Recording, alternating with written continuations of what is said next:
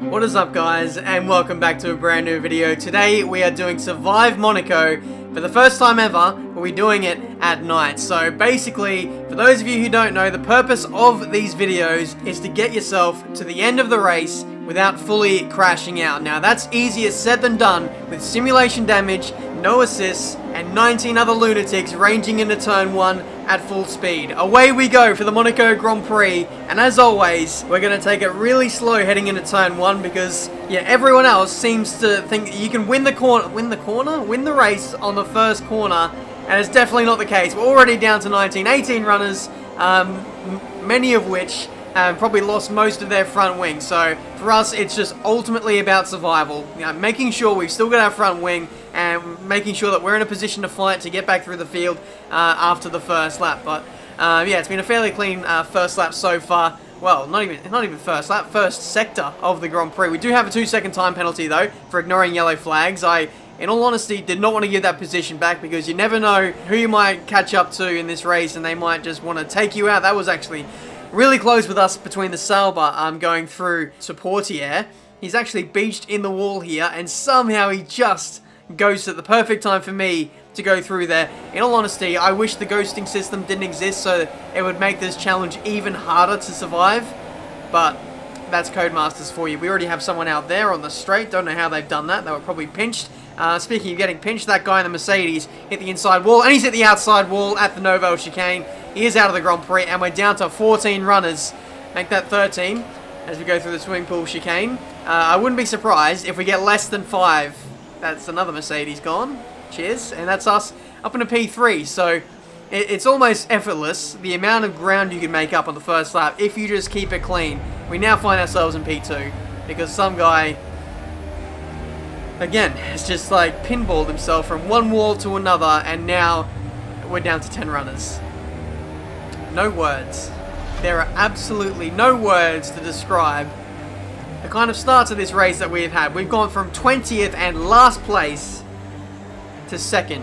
And I was literally crawling on that first sector of the Grand Prix. But now, the focus shifts. It's not about survival anymore. We're going to turn the wick up. We're going to slowly build up our pace and see if we can win this race. I don't know if I've won a Survive series apart from like the first 1 or 2 races I did originally on the channel, like almost a year ago now. So I want to hopefully redeem myself and see if we can get a victory here at Monaco, my favorite track in Formula 1, simply because of the difficulty.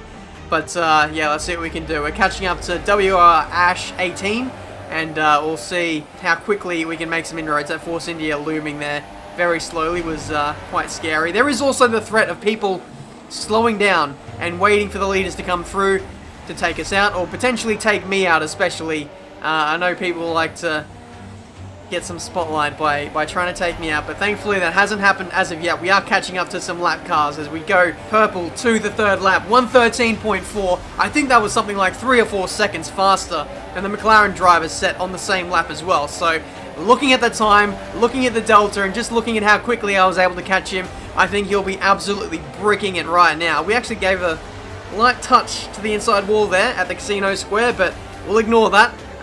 Thankfully no damage for us, and we can just continue to press on. It does look like though Ash in front of us is a little bit unstable, a little bit all over the place, probably really trying to press on here. It might be lag, but either way I would like to dispatch of him as quickly as I can because he's just a hazard to us. But here we go, nice exit onto the back straight here under the tunnel, and we'll see if we can dive it up the inside heading into the Nouvelle chicane. We have a look up the inside, nothing quite doing there. It forces Ash wide and it's given us a really good exit. He slides out of the exit there and we go up the inside. Contact was made and we've lost part of our front wing, but we take the lead of the Monaco Grand Prix on the 3rd lap, and there we go. That is us clear. We don't have to deal with anyone else. Seemingly all the lap cars in front of us took themselves out as well, and we are down to 7 runners.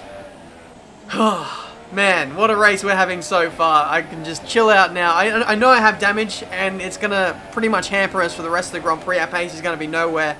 It's just going to be down to us to make sure that we can hold this together. We're not going to be fast at all now, but this is Monaco. As long as you can keep it clean, keep it consistent, we should be able to maintain the track position. It is really difficult to overtake here, and the fact that I got the lead just meant that I was pretty confident in getting to the end here. 6 runners left. And it's pretty much all academic now with Ash 2 or 3 seconds behind. Yeah, 3 seconds. There's no way he's going to close us up now as we go through the final sector. Coming up to the final corner. No mistakes to be made there. And that is going to be a win in this Survive series. There is a small penalty looming over our heads, but the gap to the car behind, I believe, is too great for him to really make much of a difference. And there we go. First place. That was a good drive. That was really good. It was really important for me to get through that first lap, make sure we didn't concede damage. We got the 2-second penalty for ignoring yellow flags, even though, you know, so many people were crashed out, so many people were stationary. I don't know who it was that I overtook, but apparently it was someone. But in the end, Ash behind us had more penalties than us, and we survive Monaco. There you go. Thank you so much for watching. Smash the like button if you enjoy these videos. Subscribe to the channel if you're new to see plenty more F1 2017 videos. If there's another track I should try on the calendar, let me know and I'll get around to doing that very soon. Until then, I'll see you next time.